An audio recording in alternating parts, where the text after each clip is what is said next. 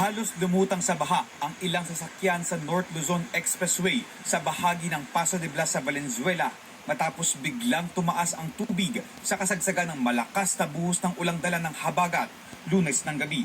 Nagmistulang malawak na paradahan ang bahagi ng expressway at walang galawan ang mga sasakyang hindi makadaan. Sinikuran na pauwi sa Malolos, Bulacan mula sa trabaho sa Maynila. Hindi kinaya ang pagod at piniling itabi na lang ang kanyang sasakyan. Minutes lang dito, ngayon 5 hours na. Global traffic. Siguro around 5 to 6 hours na. Dilubyo talaga. Gutom naman ang inabot ng truck driver na si Elmer Albos. Pagkagatong malakas ang ulan, binabaha rito sa yan sa may parteng Valenzuela.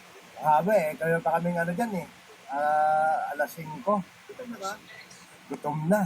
Sa video naman ay pinadala ni Attorney Vanessa Realizan. Kitang nagluluto na lang ng instant pancit canton ang dalawang lalaki sa likod ng kanilang pick-up truck habang naiipit sa trapiko.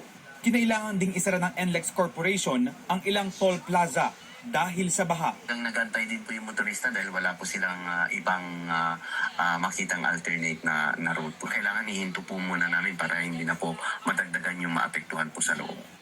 Unti-unti namang humupa ang baha sa Magdamag at gumaan ang daloy ng trapiko sa expressway. Umabot sa mahigit 30 sasakyan ang tumirik matapos malubog sa baha.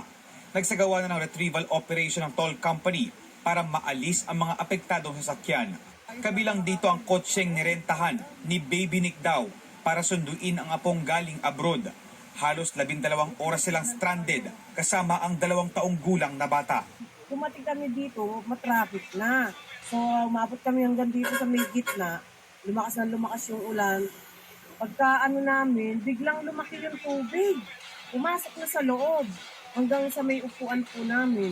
Basa pa po kami hanggang ngayon. Basa pa po yung mga damit namin. Maghapon po ang NLEX na dadaanan naman po hanggang sa nagkaroon na po ng pagbaha dito sa Balintawak. Wala na po kasi mapuntahan yung tubig. Nag-slow moving po yung traffic natin hanggang sa yung tail end po ay umabot po ng lampas po ng Paso de Blas. Kung saan tuloy-tuloy naman po yung pag-pump out namin ng tubig. Nung bandang late afternoon na po, talagang wala na po, bumabalik na lang po yung tubig. Kasabay ng paghupa ng baha, tumambad ang maraming basurang sumabit sa bakod